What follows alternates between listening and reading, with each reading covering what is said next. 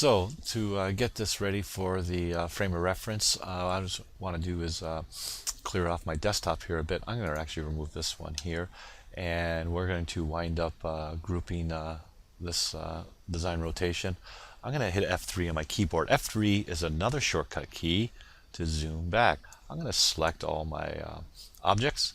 I'm going to press Control G. Now it's grouped.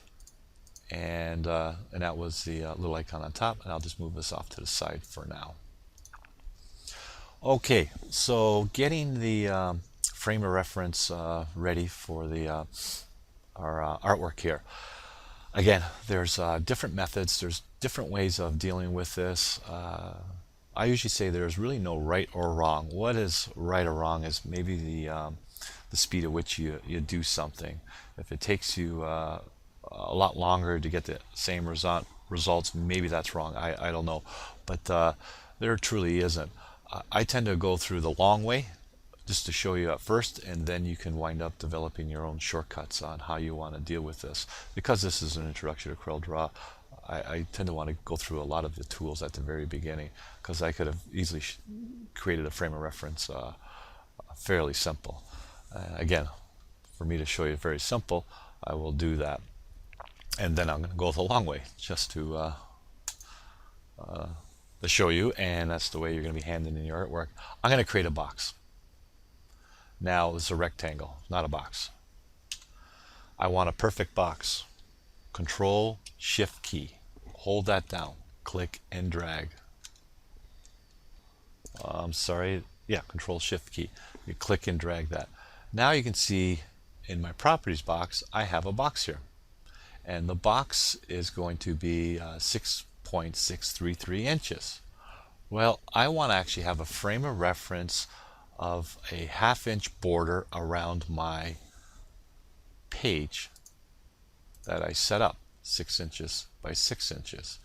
So with a 1/2 inch border around my white space, my page, I'm going to have to make this box 5 inches. So what I'm going to do is, this is a non-proportional lock. I'm going to select that, and I'm going to type in 5. Now I have a box 5 inches by 5 inches. This is a very small, thin line. And if you look at my property box down here, it says hairline. I'm going to go to my pen outline tool, and I'll just bump it up. Maybe I'll bump it up a little bit more so you can see it. So there it is there. I want this box in the center of this. Now I can eyeball all this in here, or I can hit the letter P. Now this frame of reference is inside here in my printed area, and I'll zoom up in here for you. It's going to have a 1/2 inch border around it. Now what I got to do is take this guy and put him inside here. No big deal. I can move this over. I'll scale him down, and now I can place him inside.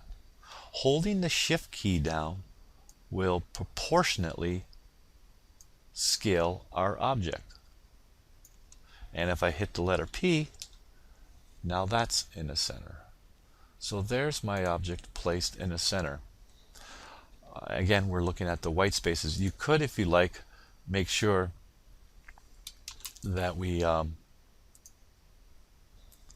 it just touching the frame of reference. You can do that. I could, whoops, did you hear that? I did. Hold the Shift key down. Wrong key. When you have multiple objects now in Corel, it becomes a bit of a challenge hitting some, and you have some objects in front of. If I move this larger than my frame of reference, then I would actually have to start to remove this. Again, that's more advanced. If anybody's interested in learning this a little more advanced, I would actually show you how to do that part, and that's where we'd actually wind up doing a trim command for that. Maybe after this exercise I'll just quickly demonstrate that, but for now I guess I'll just make this smaller like this. Okay, so that is our primary goal, is to create this shape in this frame of reference. So that's the somewhat fast way, but when you hand in your artwork to me, we're going to be doing it a little bit differently, and I'll show you that right now.